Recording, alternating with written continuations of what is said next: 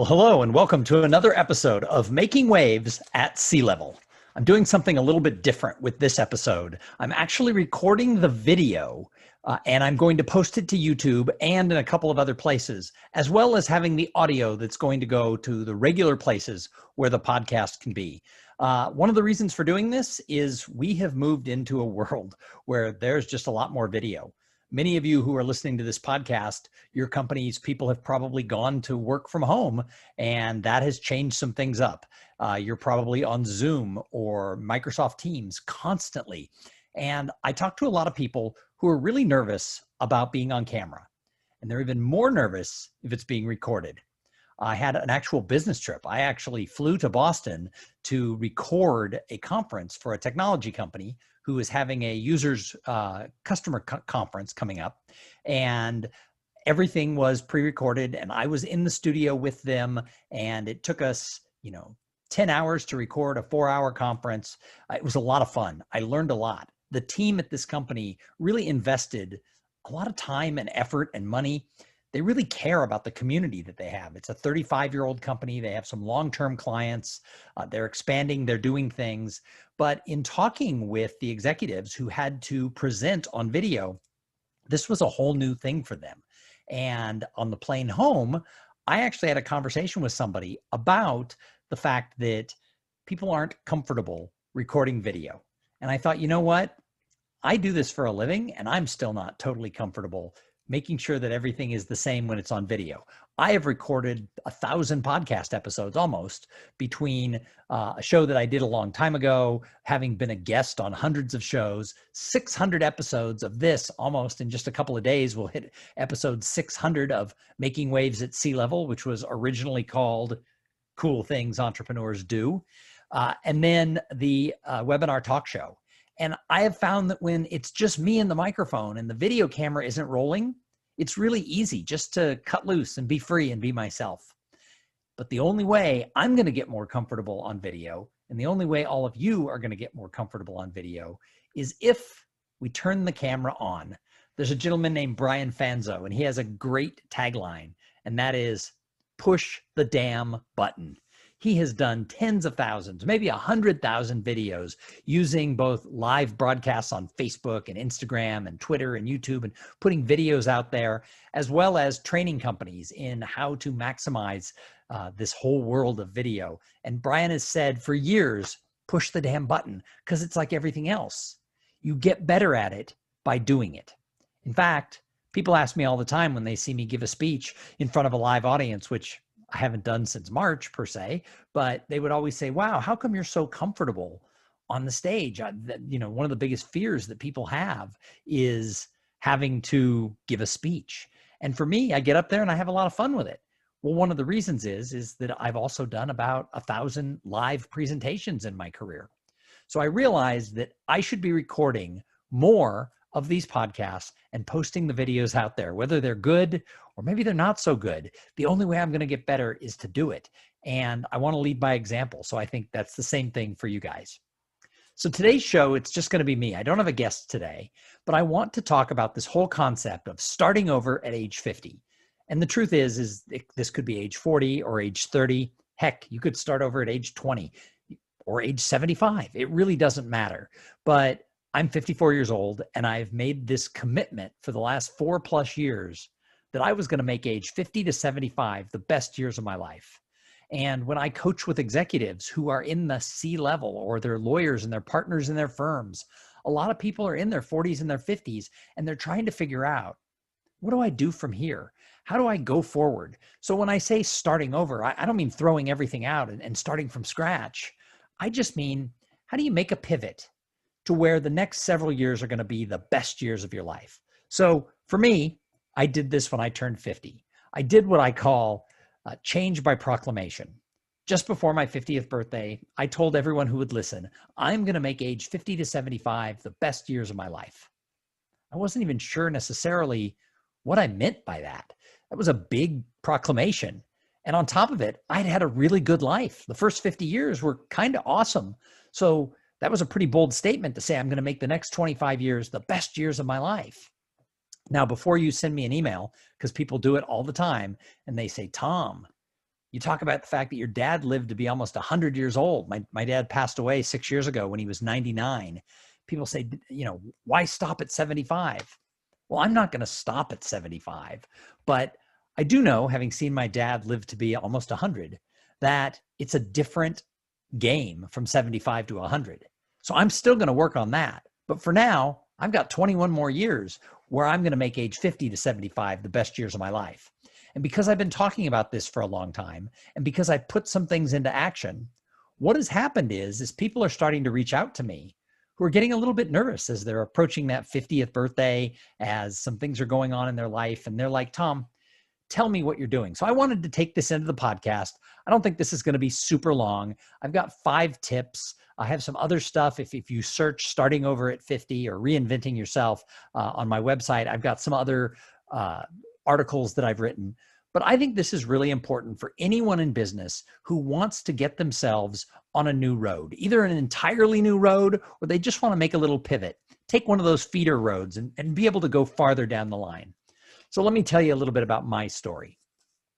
As I said, I decided I was going to make age 50 to 75 the best years of my life, but I really didn't even know what that meant.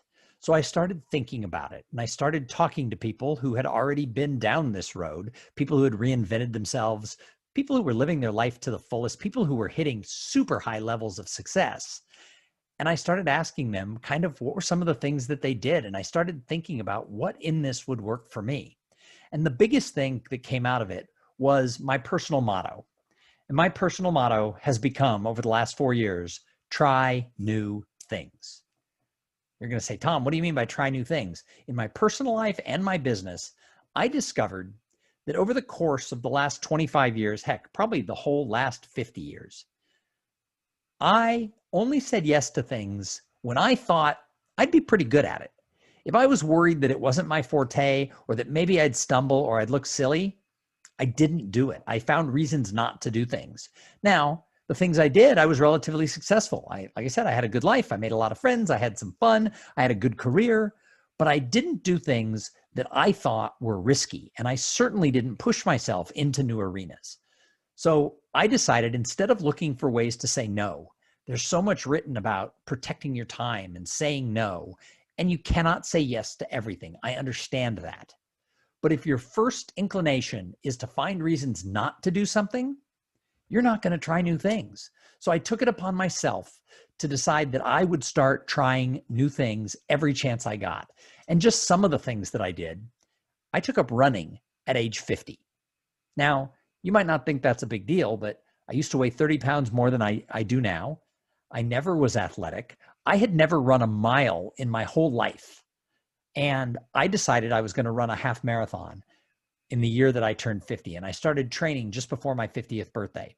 And 6 months later, I completed the 3M half marathon in Austin, Texas. And along with that, I had lost 30 pounds along the way, and it transformed so much of my life. I suddenly was healthier. I had more energy. I was having more fun in general. And so that first little trick to just go out there and do something athletic for a guy who never had, it showed me that I could do those things. So that running was a really interesting thing. Another thing I did was right about my 50th birthday, I was in Las Vegas, and I did what's called the sky jump at the Stratosphere Hotel. Now, this is a 108-story jump on the outside of like the Seattle like Space Needle that happens to be, it's not Seattle, but it's in Vegas. It looks like the Seattle Space Needle. Excuse my cough. And you jump off with a tension rope and a harness from 108 stories. Takes 19 seconds to get to the bottom. You're in almost total free fall. It was awesome. But here's the thing. I'm scared of heights. And so to get me to do it was a big push. I had to put on that hat of try new things. I had to put myself through it. When you go through the training course, you get up to the top, they have a sign and it says, this is called the sky jump, not the sky push, which meant I had to be the one to jump. I had to take the action, and I almost didn't. I almost backed out. There was sort of a back door that would take you back down the elevator, but I did it. And one of the things that I learned in doing it is you can't have anyone push you because they're not going to. You have to take that jump. So along the way, some other things I did is recently I've started to learn to play chess. Now, chess is a really hard game to take up when you're 54 years old. But my son-in-law or my son-in-law to be, they had to postpone the wedding date due to COVID. So they aren't actually married yet. They should have been married a few months ago. But he is really into chess. And I decided, I don't know that I'll ever be as good as he is. He's kind of a mathematical genius and a strategy guy. But I wanted to learn to play chess so that at some point I could sit down and play with him when we're on vacation or we hang out with him. So it's going to take me several years to get there. But the only way I was going to be able to do it was to get out there and start learning. In addition to that, this year I also took up meditation. I had some personal issues that I was working through late last year. I don't want to go into the details of it. It wasn't horrible, but let's just put it in simple terms. I had sort of realized that for about 15 years, I had sort of had myself in sort of this mental cave. And while trying new things and pushing myself at age 50 had helped, it hadn't fully gotten me out of the funk that I was in. And so I started meditating and reading about mindfulness and spirituality. And I took it into practice that every single morning I spend 30 minutes meditating. Now, I had tried this years ago, and the problem was I always thought I was doing it wrong because my mind would wander. I couldn't stay focused. And then somebody told me, but that's true of everybody in meditation. You just have to push through the mind wandering. So I started this meditation practice, and it took me about 6 months before I really started to see the effects, the positive effects from it. And it has helped me really get to the next level in this transformation that I'm going through. And then another thing I did is I got a kayak this year. I asked my wife for Father's Day if she would get me a kayak. And so that was something else as I go out on the lake at least once a week, paddle around for an hour or two. And again, it just sort of clears my mind. Now, I've done more than just stuff in my personal life. I've also done some things different in my business life. One of the things is I decided to take the podcasting more seriously. And in addition to this show, for the last year and a half, I've hosted a show called the Digital Enterprise Society podcast. And I'm currently in negotiation with 2, maybe 3 different associations to become the host of their show. So I'm turning my passion for having this into something that makes me some money. And I get paid to host these other people's shows. So I took it, instead of just a hobby thing I did on the side, I've taken it into being something I do much more seriously for myself. So for my business. So it's just a little tweak along that line, but that was really important for me. In addition to that, I adopted the MC role as a part of my speaking business. Now, if I hadn't done this about 4 years ago in the midst of trying new things and reinventing my life and the way I did things, if I hadn't really made being a master of ceremonies part of my business offering, it might have wiped me out during COVID because most of my work was doing keynote speeches. And when that went away, most of the work went away. So all the speakers in the world were chasing a handful of keynotes that actually were out there where the client still had a budget. However, the one thing that we've learned in the last 6 months is that if you're going to do an online event, the master of ceremonies, the host, is more important than probably at a live conference. So many associations and companies usually just have like their head of sales or their head of marketing be the MC, or the CEO does sort of those roles, introducing who the speakers are. But the problem is unless that person is really good at it, has the right energy, it doesn't necessarily make the conference that much better. So I created this whole program years ago that I called the Conference Catalyst, where if I MC a live event, I just make the event suck less than it would have without a professional host. And I ran with it a few years ago in that pivot in my business.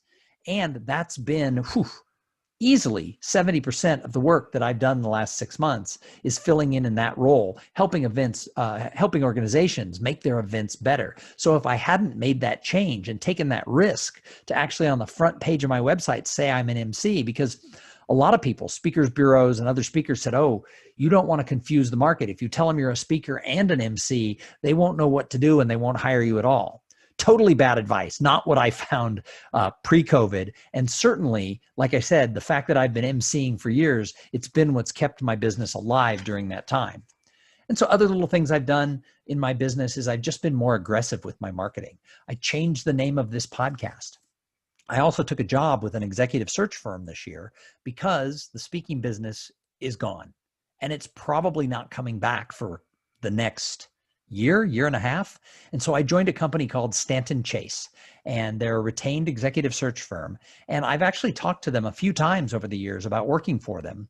And I had time on my hands, and it's an industry that fascinates me because what it takes to succeed doing business development and executive search for this company is you have to have a good network. You have to like people. You have to be a person who likes to connect the dots, who likes to unpeel a puzzle and figure out what the right components are. It's all the things that I love to do. So I was willing to try it. I was willing to jump in, and I've only been doing it for a couple of months, and it's probably going to take me a year or more to get ramped up. But again, I had to be willing to try it. I had to be willing to reinvent myself and decide that if the speaking business went away, I wasn't going to curl up in a ball and cry.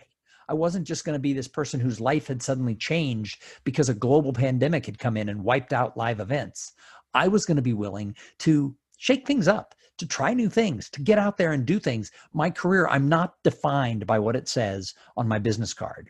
And if you want to start over, and if you want to have, more success and have sort of that better trajectory going forward, you have to realize that labels have to go away. You have to be willing to look at yourself and really peel back what it is that excites you and gets you going to go out there and do things. So I've got 5 tips that I want to share with you. If you want to sort of reinvent yourself, if you want to get out there at any stage of your life and you want to do this. Now there's more things you have to do than just these, but these 5 will get you started. But you have to think very clearly about them, and you have to be sure that you want to do it. So tip number one is get rid of the toxic people in your life. Now, I know that sounds harsh. I'm not saying that you have to absolutely cut people out. But if you have people in your world who aren't supportive of who you are and what you're doing, you're not going to be able to move forward. So you have to find ways to minimize contact with people who pull you down. Because I'll tell you what, I suffered from having my mood really hurt by some things that people said and did. And, sometimes they said it to my face, sometimes it was behind my back, but it got underneath my skin and it cut into my psyche just a little bit. So make sure that you're surrounding yourself with the right people.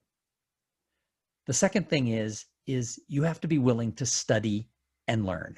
As I said, I've done all these different things in my business and my life. They all come with an investment of time up front to learn what I'm doing. Using my entree into the world of executive search, you can't just walk into a brand new industry and be fantastic at it. You have to take the time to learn. So one of the things I'm doing is I meet with my boss once a week for about an hour and a half, and we just take a topic. Whether it has to do with how you do business development, if it's something to do about the company, if it's something to do about the search process itself, about how you identify candidates, and we go through it. Instead of trying to learn by a fire hose, instead of drinking out of that proverbial fire hose, I've decided to take a year and just learn a little piece at a time, just sort of a drip, drip, drip to it. My third tip, find some sort of practice where you meditate, practice mindfulness, get out in nature, whatever it is. See, I was one of these people who I would have identified myself as a city kid, but my youngest daughter, she's really outdoorsy. So the last few years, I've gone to the Grand Canyon. We've been to Yosemite. We've gone on hikes all over Texas. We've gone camping. And what I've discovered is that when I'm out in nature and when I take that mindfulness piece into it, I'm able to accomplish so much more in really getting out there and doing what I'm trying to do. Now, the fourth tip is you have to know what it is you're trying to do. Just having mindfulness, just being, clear, getting rid of those toxic people. If you don't know what you're trying to accomplish, if you don't know what success looks like, you're never going to be able to reinvent yourself. And I will promise you, reinventing yourself is hard. I'm 4 years into this process and really 1 year into sort of my advanced process. And it is not easy. This is super hard. It takes a lot of effort. I find myself switching back into the way I was before. And that's normal. That's the way the brain is wired. We are set for patterns. But if you want to break those patterns, you have to know what it is you're trying to accomplish. And then every day ask yourself, did I behave in the new way or did I fall back into the way things were before? And then number five might sound a little woo-woo, or you may wonder about this, but you have to practice forgiveness. We've all had our bumps in the road in our life. So you have to be willing to forgive those people who caused pain, who threw up roadblocks, who did whatever it is. You just have to be willing to forgive them. You don't have to hang out with them. You don't have to be their best friend. This goes back to that first tip about toxic people. You need to remove the toxic people, but you don't need to carry a grudge or hate them or let it eat you up inside. But as important as being able to forgive others, you have to be willing and able to forgive yourself. And this was a really, really hard one because oftentimes, at least for me, we don't even admit to ourselves when we've made mistakes, when we've screwed up, when we've done things. So you have to be willing to forgive yourself and move forward, because reinventing yourself, starting over at 50, making age 50 to 75 the best years of your life, it's a never ending process. I think at 74, I could make a podcast episode like this, talking about the things that you do. And with 20 more years under my belt, I'm not going to be perfect at it. The only thing I have is I'm a little farther down the road than you are. I've actually coached a few people who that's what they're trying to do. They're trying to figure out this reinvention process. And I've been really clear with them up front. I don't have all the answers, but layer by layer, I am peeling back that onion. So if you are interested in this topic, I'm willing to chat with anybody about it. Just give me a call. We'll jump on the phone for 15, 20, even 30 minutes, maybe more, and just talk about what you're trying to accomplish. I'm not trying to sell you anything. Yeah, I mean, I'll coach somebody if they want to work with me, but I'm willing just to talk about this process and what I've learned and what I've uncovered. Because here's the thing, if you don't focus on it, if it's not a priority, if you're not talking to people about what you want to accomplish and admitting what your mistakes were, you're never going to be able to change. But if you've watched this video or listened to this podcast all the way to this point, I believe that there's something in what I've said that's resonated with you. You got to focus on it, and you have to take that long term. Start with that change by proclamation. Figure out where you are and where you want to be and proclaim it. Start letting people know. There becomes instant credibility and accountability in it when you tell everyone in your life that you're trying to make these changes. You're trying to be a better person. You're trying to go out there and do that. So starting over at 50, I mean, I wish I had started over at 25. Nobody really ever told me how hard life would get. I thought somehow when I was in college that after I was out of college and had a job, life would be better. And then the bumps in the road and raising a family and everything else, nobody ever told me just how difficult and how much pressure that puts onto somebody. No, I didn't know. But at 50, I realized that this is just the way life was. And I was going to do something about it for the second half. So thanks for tuning in and listening. I hope that you're a regular listener of Making Waves at Sea Level. If you want to make waves in your company, I think you need to reinvent yourself. If you're not already that person who shakes things up and makes things happen, this advice will work for you if you want to get out there and make waves. Like I said, give me a call. Let's talk about this. All right. Thank you so much for tuning in. We're going to be back in a couple of days with an interview with somebody really cool who's making waves in their business. Please be sure to check out my sponsor of all of my episodes, which is Podfly Productions. If you want to start a podcast, don't do it alone. Get a partner. Start with the best, and the best is Podfly Productions. Jump over to podfly.net/coolthings and check out the offer that they have for the listeners of this show. So go out there, figure out where you want to be. Do you want to be on a different path as you go forward into the next 10, 20, 25 years or more? Do you want to shake things up? Do you want to make some waves? Only you can do it. Nobody will push you. It was called the sky jump, not the sky push. All right, we're going to be back in a couple days. I hope you'll listen to more episodes. We are closing in on episode number 600, and that makes me really, really excited. So jump over to iTunes or wherever, I think they now call it Apple Podcasts, and leave a review. But more importantly, tell all your friends about the show and why you like it, and share it on social media. That just makes me happy. All right, go out there and have a great day.